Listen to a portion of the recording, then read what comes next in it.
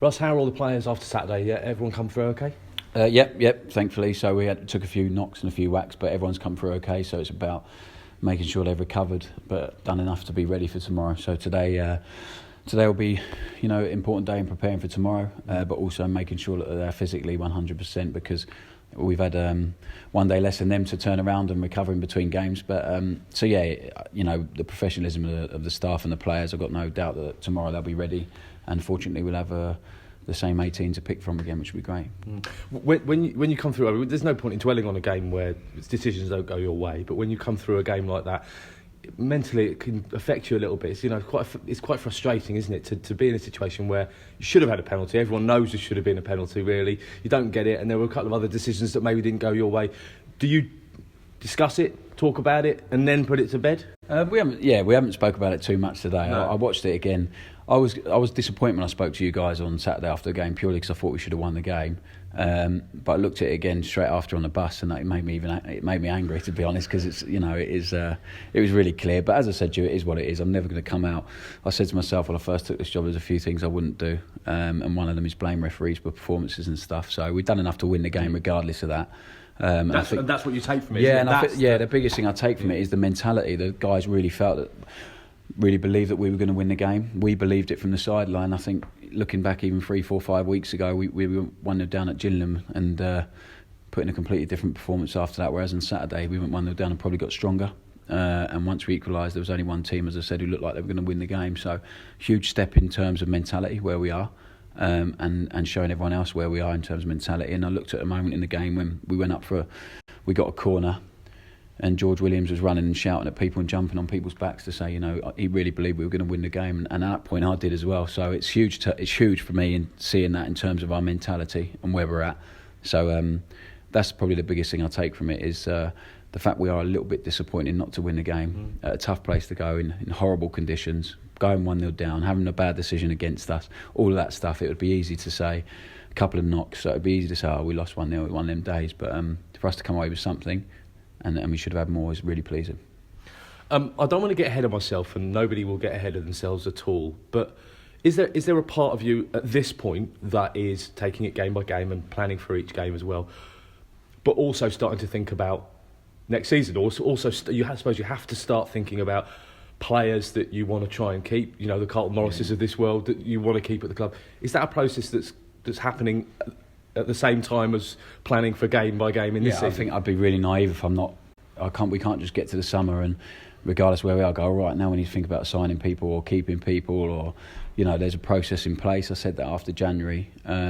Fortunately, the chairman has seen it enough in us to believe in us long term for the football club. I really feel that if we get it right, it's a huge opportunity for us to achieve what we want to achieve. Firstly, I said that the short-term aim is to stay in the league. If we carry on doing what we're doing, hopefully we'll be fine, but we still have to be aware of the threat that's in place. But 100% I'm planning for the summer. The games take precedence, of course they do. They're the most important things. We need to win football matches, and that's tomorrow's game is the most important thing in our world at the moment. So, but outside of that, all the other hours that we're sitting in here and discussing things and the stuff that people doesn't see, that's all about planning. It's all about process. It's all about next week, the week after, the month after that, the summer transfer window, the systems we want to adopt next season, the players that we need for that, the players that will really fit it, what suits the players we've already got. So all that stuff, of course, it comes into it, and if we didn't do that, we wouldn't be doing our job. So and that's probably been the biggest time, energy, in terms of energy and time, that's been the biggest use of when we're here at the office.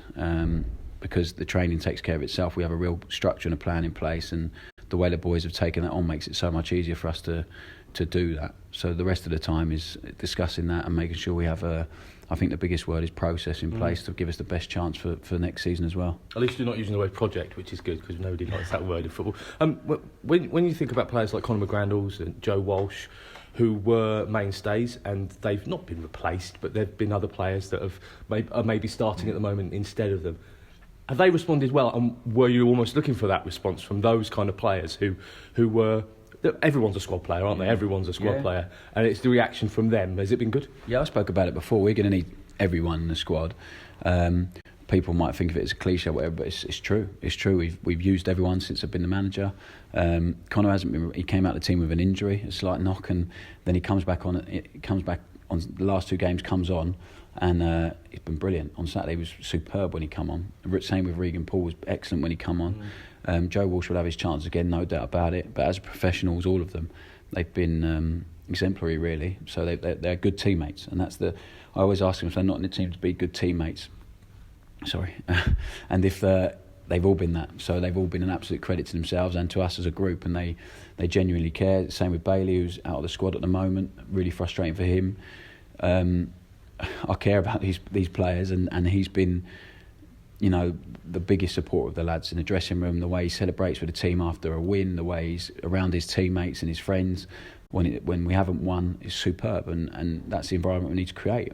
That's the culture we need to create, because everyone is in it together. And so in terms of that, we have had responses, but I think it's just they're all ready now. They're all ready. They all know what we want. They all know how important certain things are to us as a group of staff, and to the way we want to play, to our identity, if you like. So they all know that, and when they come in, they've all been ready, and they've all played a part. And Dave Kasuma as well, who's come in and he's played a couple, and then maybe missed out and then come off the bench or been taken off. He's been massive. He's 20 years old or whatever he is. In his first full season, no one expected him to do what he's done this season, and it's easy to get carried away with people, but when I take a step back and look at it, it's incredible. It's a phenomenal achievement. Sam Nombe has to be patient. He's been frustrated at times, and then he plays as well as he did on Saturday. So credit to them, and hopefully that's a sign of what we're trying to build and the environment we're trying to create. Yeah, the environment is something you'd want to be part of, wouldn't you? It's not if you're not playing week in, week out.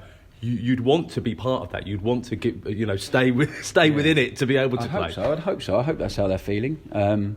I think it's the same with the lads who are out the squad. They get treated like human beings with nothing but respect.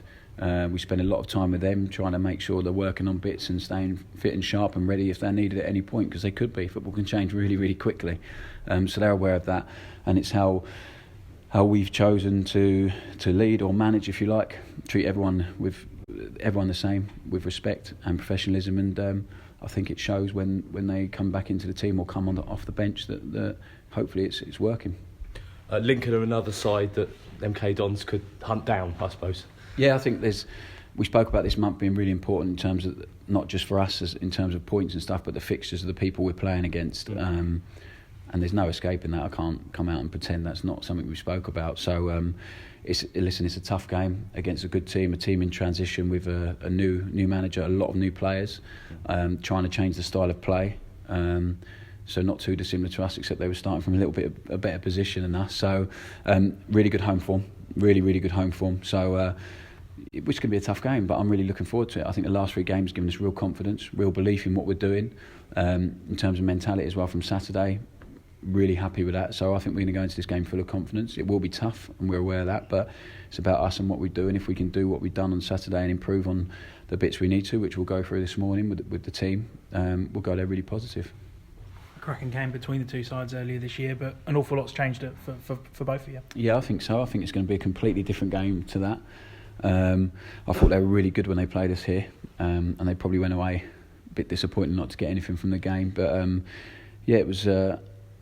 I played in it, so I know how tough it was when we played them. They were good. They were good, and obviously it was under a previous manager. So both teams change of manager, both teams a change of style, I think, in terms of what they're trying to implement, and also personnel. So it is going to be a completely different game. It's going to be a tough one, but I think the recent meetings between the two clubs have always been interesting and been decent fixtures. So hopefully this will be the same. The fans sing that he scores every week, and he's in a real purple patch in at the moment, Rhys Healy. Yeah, he's been brilliant. I said to you before how demanding we've been of him, and he's really improved his professionalism on and off the pitch. His work rate for the team is phenomenal. Not just the goals he brings, but the work he puts in. He's been asked to play in a different role to what he's been used to, and he's done it. He's done it brilliantly. He's really stuck to it, and it's proven really effective. And he could have had a couple more goals from between. Over the last 4 or 5 games, could have had a couple more goals, and on Saturday even in that game. So he looks a real threat. And it's not just what he brings there, but it's just his overall work rate, his ability to bring others into the game. The lads know he's going to take the physical side of the game for them at times, and I think it's really helped having Carlton alongside him as well to take a lot of that pressure off him, and he can really be effective in the final third and then those last areas, which we know he's really good at. So I'm really pleased for him, and most importantly, I'm really pleased for him how he's added to the environment off the pitch as well, because he's been brilliant and he's capable of a lot. And I think he's starting to thrive and enjoy it, hopefully. We see strikers, sometimes let their head drop if they miss a couple of chances. He certainly hasn't got that, as he fancies his chances all the way through the game. Yeah, and that's the mentality that the top players need, especially at the top end of the pitch, the strikers. If you're going to progress and kick on and be a top level performer, you need to have that mentality. It can't affect you, and we're trying to instill that mentality into all of our players, especially with the way we're playing. We are going to make mistakes. I said that. But it's about not letting those mistakes affect you and maintaining what you're doing and having belief in that. And we're starting to get that, and he epitomises that mentality. Really, just keeps going. The penalty against Rochdale shows that how strong he is mentally and how ready he is and how up for it he is in terms of for the team and the fight. So hopefully that will continue and keep growing.